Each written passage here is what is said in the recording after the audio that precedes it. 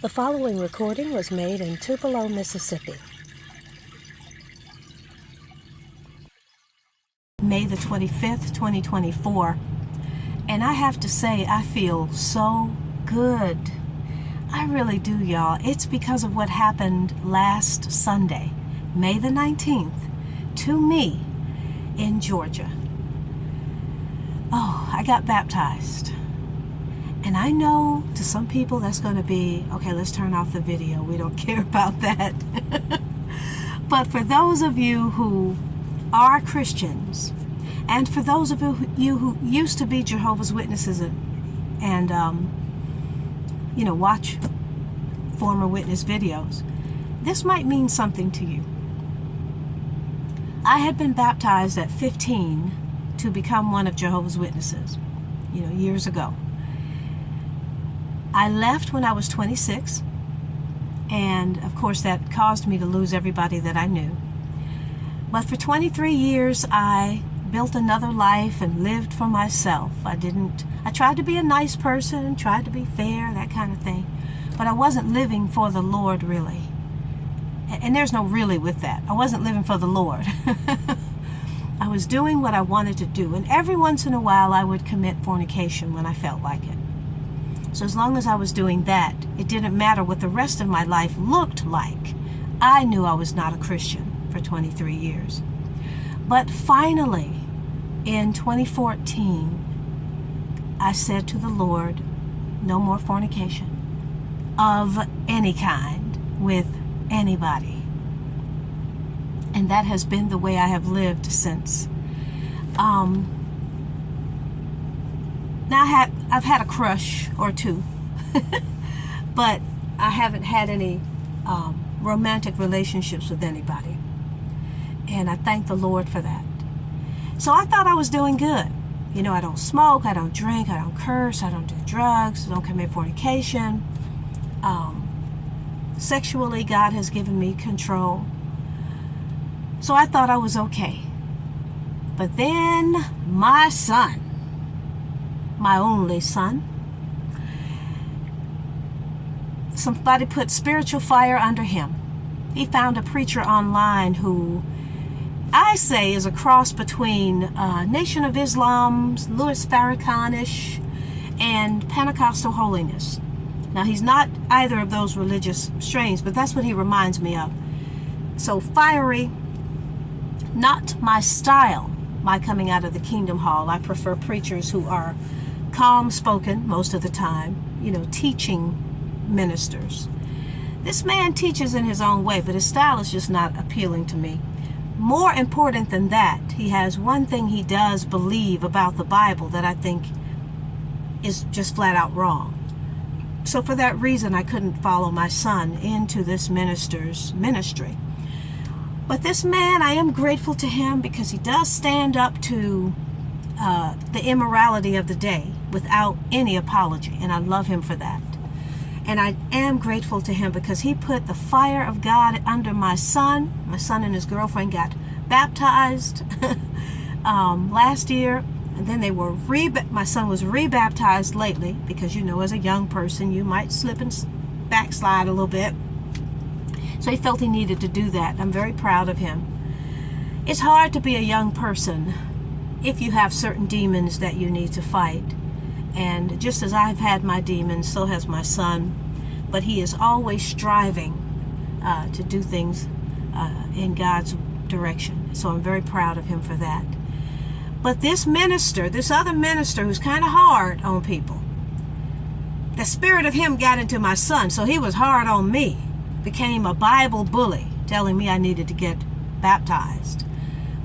What I didn't tell him is that I was looking for the right church, that I was not going to repeat the mistake I made before getting baptized under a church whose beliefs I no longer, or whose membership I no longer wanted to hold. I didn't want to repeat that.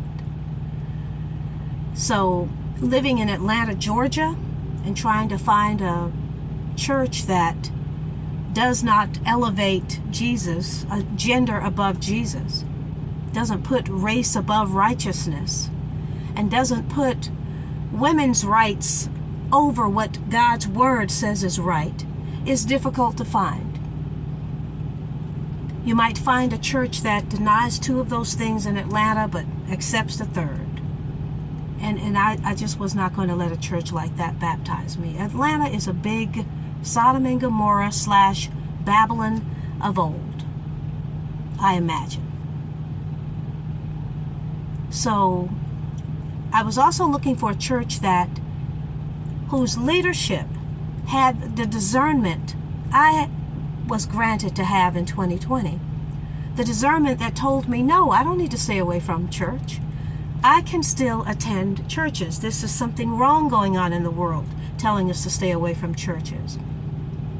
I found churches in Texas, and I knew of one in California, and I knew of a few in Canada that even if they closed right away, because none of us knew what was going on right away, they opened back up. So I was looking for that kind of church. Again, in Atlanta, happy hunting for that. So those were the reasons why I hesitated, but my son didn't know. And he was frightened for my future, thought I was going to be damned if I didn't get baptized. And I told him, first of all, I was baptized at 15. Secondly, I live for the Lord. So if I die tomorrow, I'll be okay. That's what I kept saying to him. But y'all, I think I was wrong. Because the change I feel after coming out of that water last Sunday it almost feels as if I'm born again. I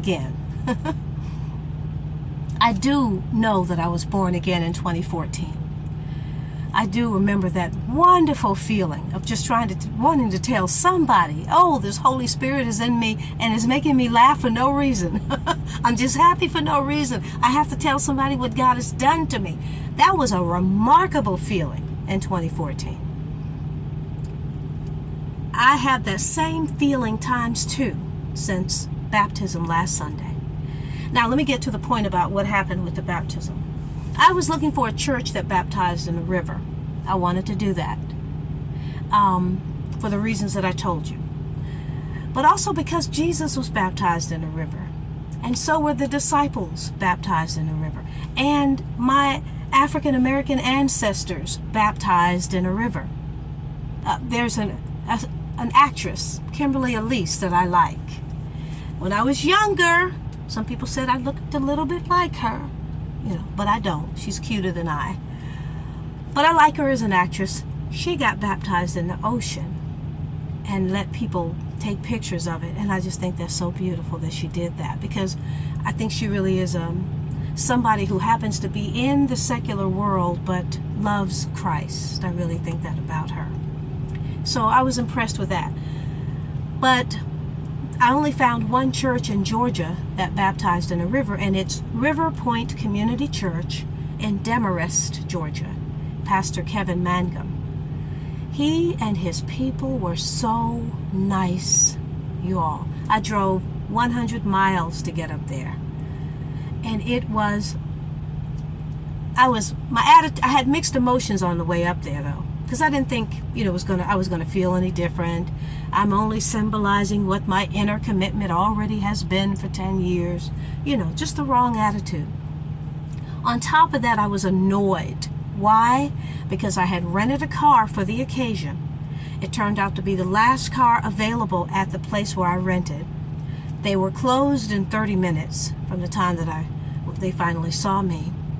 And the car smelled like marijuana, which I did not realize until I was driving away after having put in my navigation and connected my phone to their media system, and then drove away, went to a gas station, put in fuel. After that, it became apparent when I turned the air conditioning on that whoever had the car before me had smoked marijuana in it. If anybody knows me, they know that one smell I cannot abide is the smell of marijuana. I absolutely hate it. So to give me a car that smells like that, and I have to go to church for my baptism, oh yeah, I was highly annoyed. And tried to get another car. The rental company told me to go down to the Atlanta airport to switch out. That took an hour to get down there. Traffic was so bad. This was on a Saturday, last Saturday. Got there to the airport. The young lady says, "I'm sorry, I don't have any cars to rent in my inventory." They don't know my inventory, which is why the National sent you here. So she sprayed the stuff in my vents that I had bought from an auto place. Resprayed, I had sprayed. She sprayed again, let the thing run for 30 minutes, gave me the car back. It still reeked of marijuana. So I was like, you know what, Lord? I am not going to let this stop me from doing what I plan to do tomorrow. But I was so upset by that I really didn't sleep well the night before. Got up the next morning, opened the doors, whoosh, the smell of marijuana. So I go to another auto place, buy the little scent trees and some vent things, and I'm going up the highway with the windows down. And because it was a chilly kind of a morning, and I'm going north all the way, I had to have the heater on. Heater on, windows down, I'm in a bad mood. I get to the church and do what I've already decided to do. I don't go inside. But at least I got to see the church that was going to give me this blessing. After that, I got something to eat, and then I went over to the river location where the baptism was going to take place. I figured we'll all be outside and nobody will smell me if I smell like the car. But I can tell y'all, the owner of the property, it was a beautiful property on the river. Just well-off people, looks like, but very humble. The man who owned the property came and picked me up in a golf cart. I had just turned off of a road, and the name of the road was a man's name. And so this man introduced me with that same name. It was his father, named after his father. But he was just so humble and so sweet. A woman came up to me when she found out I was there alone. She befriended me right away. She turned out to be a retiring kindergarten teacher from North Carolina, a part of North Carolina that touches Georgia, South Carolina, that border up there. And just one of the nicest people I think I've ever met. She took the pictures of my baptism, bless her heart. So did the man whose property I was on. He took a couple of pictures and a brief video, but he must have taken them on an iPhone, and I have an Android, so they're blurry to me. So thank God for the kindergarten teacher, who is now my friend. She called me that night, and I think we talked for an hour. And you ever meet somebody you just instantly like very much? That would be how I felt about her, how I feel about her. So I came away from that moment just feeling so good. It was as if I had never been baptized. It was as if I had never known the Lord. So baptism does make a difference if you get baptized in the right spirit and with the understanding that you're really doing it for Christ. Now, the church is probably not a church I could join. They're youngish, and they are casual, but I know those are petty things, but I'm old school. I like a little bit of formality in dress, when you're at church. I don't necessarily like this modern sort of kind of pop rock Christian music. I do like the old school now that I've become introduced to it. And I didn't grow up with it per se, but you can't live in the world, and no matter your religion, you're going to have heard Amazing Grace, Blessed Assurance, these kinds of things. So I like a song that does old hymns. I like a church that does that. Plus, I don't know whether or not this church bought the global lie in 2020. I don't know that. I never asked. But what I did hear of this minister online, his core beliefs, I totally agree with. And he's a smart man. He comes across casual, but he knows exactly what he's teaching, what he's doing, what he believes. He's I can read between his intellectual lines and know that he's a very smart man. And I felt such goodness from him and from his congregation, and I am just so grateful that they allowed me to be there. Now I'm going to switch. I didn't want to talk about race, because in the body of Christ, it is not about race. The world has made racism and race a big thing the past several years, but that is not the case in the true body of Christ. But because the world makes a big deal of it, this is why I'm mentioning it. I was the only brown-skinned person there. Now, there was a sweet little girl who was from Stone Mountain.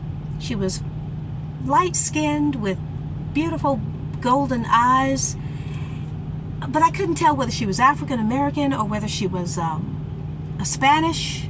I couldn't tell, and I didn't ask, and I regret that I did not find out more about this young lady.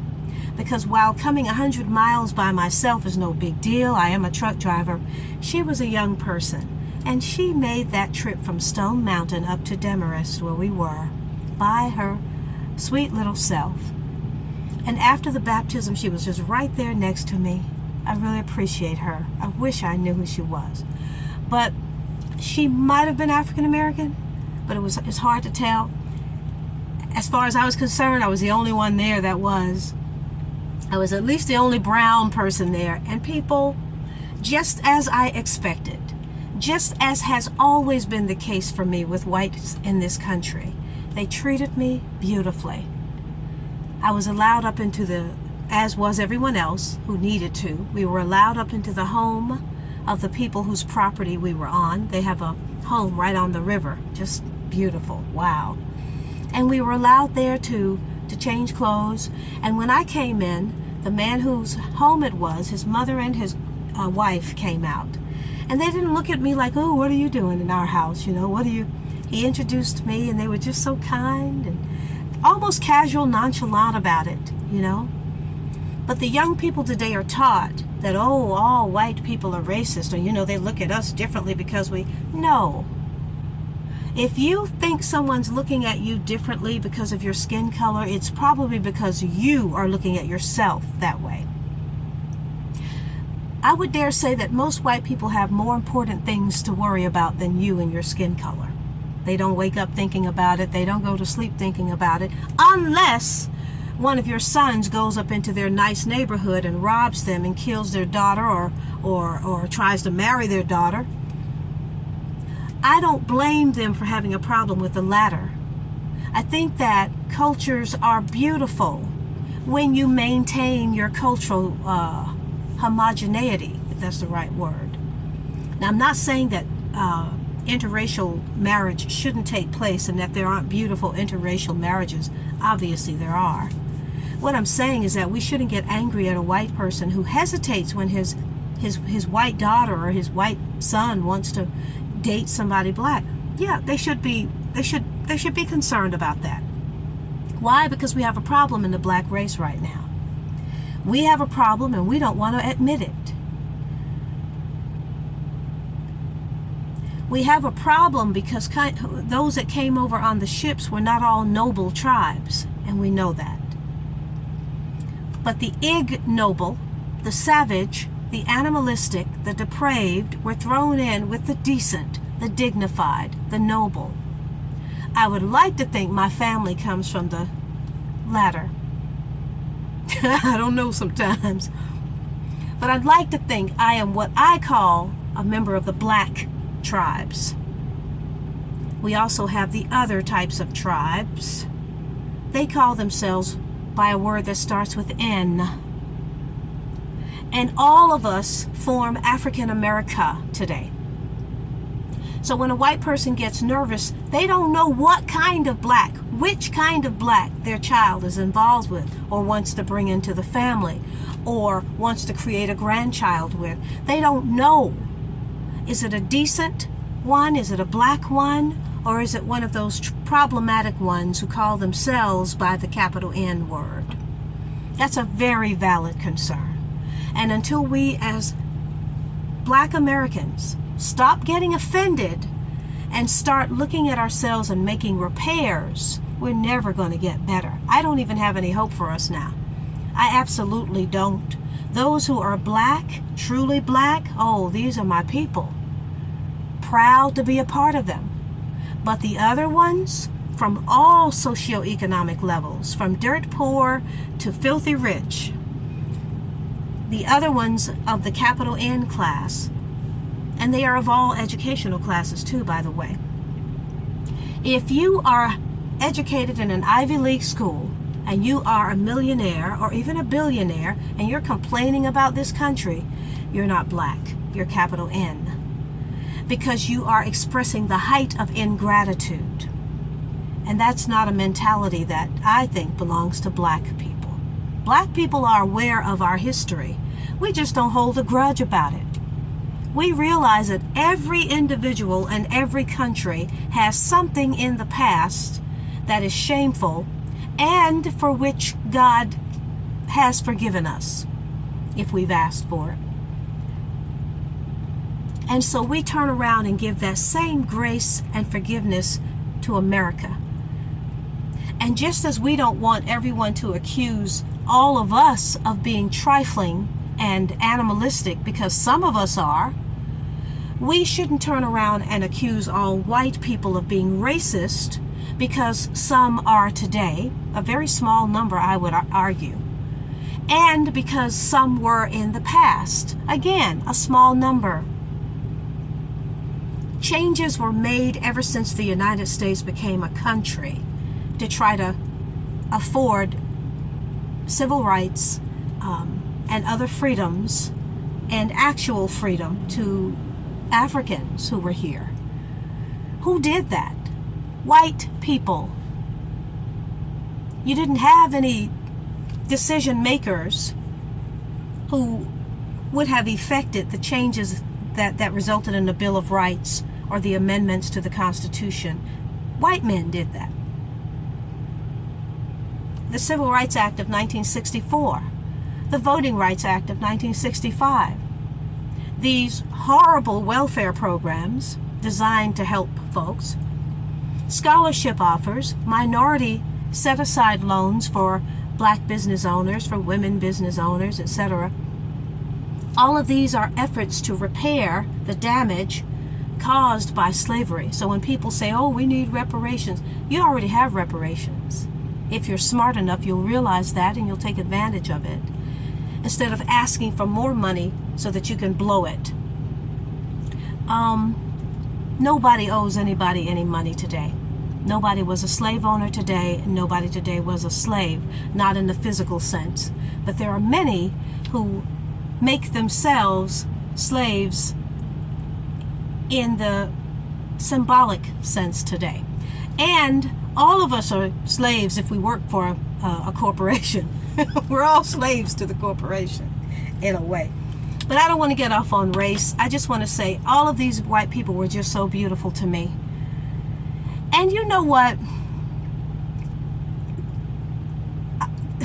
I thought I was going to be cute, cool, sedate, dignified when I got baptized. I just knew I was going to find a look that made me cute. And why is that important? You know, because there's a little bit of vanity in me. I am a black woman after all. We got a vanity problem. So I thought I was going to be cute. But instead, I ended up looking like a character from a comic strip, from Lil Abner or Snuffy Smith. Yeah.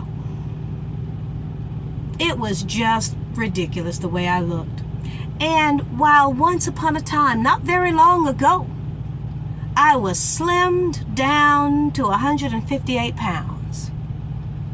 Now, when I got baptized, put about 40 pounds on that. I was a fat old black woman getting baptized. Oh, I was so embarrassed by that. But you know what? My son, my beautiful, straightforward wrestler son, said to me, that's not important. It wasn't about you and what you look like. And y'all know what? He's right. It was about serving God. It was about being obedient to God. He didn't care how fat I was. And if you look at the pictures, if I have the courage to put at least one of those pictures up after this video, you'll see the beautiful smiles on the faces of the pastor, his assistants, the people who were waiting in line with me. We were all just so happy. You know, it was just so beautiful. I hope that church has some kind of reunion. I want to see baby girl from Stone Mountain so I can say to her what I should have said to her that day. Asked her why she did it and why she chose them to do it. You know, she deserved that attention. They gave me much attention because I was the oldest one getting baptized, I think, and the only brown-skinned one getting baptized. So, of course, I received a lot of attention, but this young lady deserved it. You know, because it's to take a stand for Christ and to be a young person today, that's not easy to do. All right, so that's all I come aboard to say. I didn't mean to talk this long. I always say that, don't I? And end up talking long. But I'm happy. I feel so good. I'm so glad I did it. It's refreshing. That water was cold, but I can tell you it has given me a spiritual refreshment that even as a writer, I don't think I'm able to describe.